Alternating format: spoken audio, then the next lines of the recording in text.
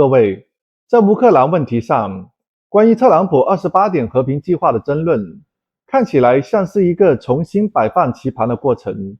但真正值得注意的是，欧洲与美国表面分歧背后正在形成一个同的方向。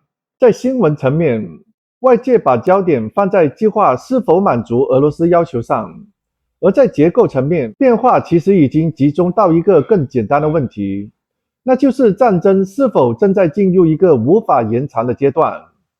而过去几个月，战争的节奏已经发生肉眼可见的变化，无论是乌克兰的持续消耗，还是欧洲悄然调整政策的重心，都在指向一个相同的趋势：继续拖下去的政治能力正在被削弱。这并不是对任何一方的价值判断，而是一种结构困局。一场曾经被视为原值之争的战争，如今被迫回到可承受范围的现实中。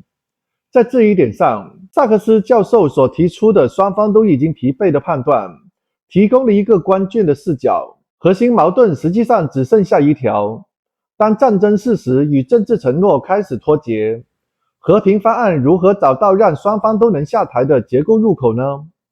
特朗普的28点方案之所以会引发争议，并不是因为内容足够完整，而是因为它象征着一种新默认正在出现。乌克兰不加入北约，边境不再回到2022年前，欧洲接受某一种集体安全机制，这些都是在不同版本的欧洲方案中反复呈现的。素材本身并不复杂，却共同勾勒出一个方向。现阶段的谈判框架更像是对战场现实的被动承认，而不是理念的主动推进。这一变化的观察价值在于，它并没有给出明确的结论，但提供了判断时间窗口的入口。当美国不再愿意为北约可以无限扩张而继续增值的时候，当欧洲无法为乌克兰提供新的实质援助，当乌克兰国内政治承压不断上升，这些力量共同推向一个问题浮到台面：如果不在此时寻求停火，未来的可谈判空间就会更小。因此，这一期内容值得关注的并不是某一条条款，也不是某一方赢得更多，而是当所有的主要力量都出现了收缩迹象的时候，和平从来不来自理想，而是来自现实的极限。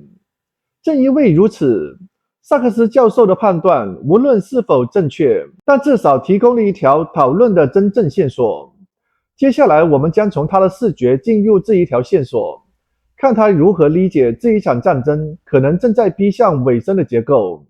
让我们看一下视频。Certainly the original 28-point plan appears to not be a final plan, but is now being worked on and I suspect diluted somewhat.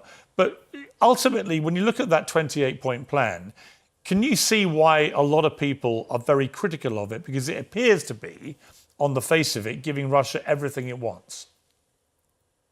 Well, I think what's interesting is that the European response in practice is not very different to the 28-point plan. Europe made a number of changes, but in substance, this war is coming to an end soon, and it's going to come to an end on the basis that NATO won't enlarge, Ukraine won't be part of NATO, some land will be recognized de facto as under Russian control, but Ukraine is not going to acknowledge it as Russian.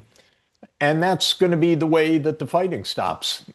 So I think the truth is we're probably coming close to the end of the fighting. Why, though, would anyone on the Ukrainian side trust Putin, given that he took Crimea and given he's now taken, say, another 20% of land? We'll see what the final geographical boundary says. But why would anyone on the Ukrainian side trust him not to come back for more?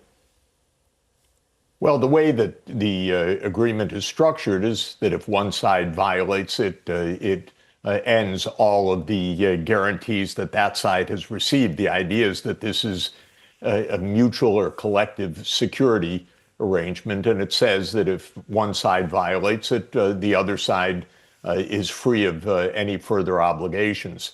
If indeed an agreement is reached and Russia violates it, I think the full force of whatever the West would bring to this would immediately return. So this is the basis of all peace agreements in human history, which is that both sides are exhausted. There is a tacit understanding, let's stop. There's some appreciation of what the causes for the fighting were in the first place, and they're somewhat imperfectly accommodated. And that's where we are.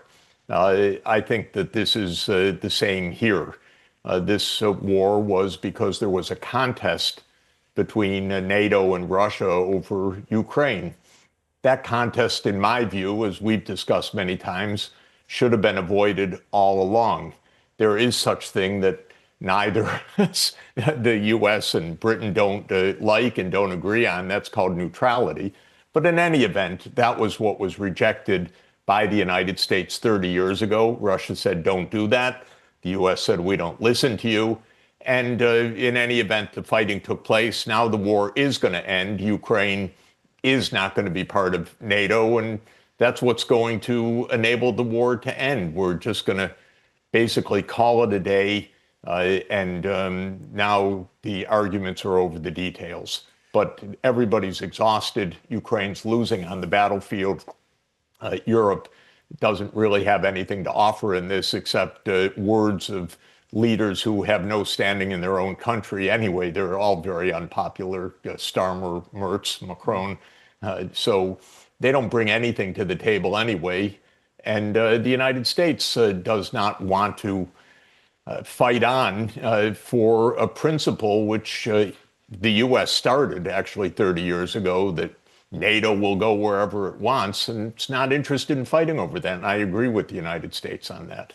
Why fight over that? You and I, we've talked about this a lot, and I've always valued our conversations about it. I feel I've learned a lot. I don't necessarily agree with everything you've said, but I've learned a lot, particularly about the history. And I can certainly, I can accept that Russia and Putin feel like there was unnecessary provocation from NATO, unnecessary encroachment, and so on. I can see that argument. But that doesn't necessarily change, does it? The fact that in the end, in 2022, he illegally invaded a sovereign democratic country. I mean, you can argue about why he did it and the reasons for it and the build-up and the logic and so on. But I mean, we should be able to agree that the actual act that was committed when he invaded was an illegal invasion of a sovereign country, can't we? Yeah, but there were several illegal acts all along the way. There was a U.S.-backed coup in February 2014, and there was an actual war with about 14,000 deaths that Ukraine was waging on the breakaway regions of eastern Ukraine. So the war started in 2014. Whenever you have something like this, there's no start date. This is a game of narrative to choose one's start date. This is two sides going back more than 30 years contesting whether Ukraine should be neutral, whether it should be part of NATO, whether it should be part of Russia. And it led to war because what was the basic answer, which was neither side gets Ukraine, Ukraine gets Ukraine, was the right answer. But actually, when the U.S. had the upper hand, it couldn't accept that answer. It said, we have the upper hand, we can push that it's ours, not Russia's. That was the whole idea. Professor Sachs, but what happens to a country like Russia, which, by common consent has committed myriad war crimes in the last 3 years? It's targeted and killed civilians. I think that's inarguable. It's kidnapped a reported 20,000 Ukrainian children. There was the massacre at places like Bucha. I've been there. Absolutely horrific what went on down there. There have been the sexual assaults and rapes of Ukrainian women and so on. So it seems inarguable. There's been a number of war crimes committed. Is it fair and just that at the end of this, assuming you're right, and this is the beginning of the end of this, that Russia emerges unpunished for any of this?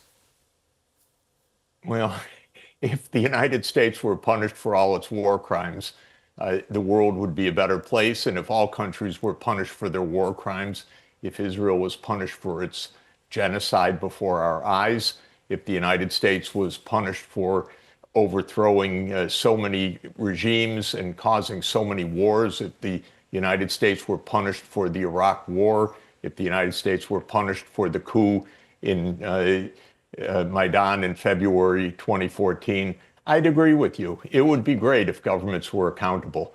But what we like to do is say the other side is the wrong one and not to acknowledge our own sins. For this, Jesus had it right. Why do you always point to the mote in the other eye when you have the plank or the beam in your own eye? To my mind, this is the basic point. I would love to follow your line, Piers. I agree with it. We should have accountability for all the crimes that are committed. And the United States list is so long. I've been tracking it for more than 40 years professionally. It's just one war crime after another, including complicity in a genocide in Gaza during the last 2 years. Finally, Professor Sachs, do you believe we really are now on the verge of a peace settlement? You know, I wasn't sure until I read the European counterposition to the U.S. plan. Now, again, what we're reading in the press may not be authoritative, so I may be completely off. But when I read the European plan, and it's basically tweaking the so-called U.S. plan, I thought, you know, we're probably near the end of this story. The fact is, Russia has almost won all of its war aims on the ground. And I think that the idea that this stops just about now, that Ukraine does not join NATO, that we have some kind of collective security arrangement so that nobody beats up the other side, this seems to be pretty much common currency now. I don't know where Zelensky stands on this. He rules by martial law. He's in a corruption scandal that's enormous. The Ukrainian people are exhausted. They cannot fight on anyway. I hope that this is over. It should be over. And at least the U.S. and the European answer, which was supposed to be very negative, isn't so negative. If that prevails, we could be at the end of the story, and we really should be.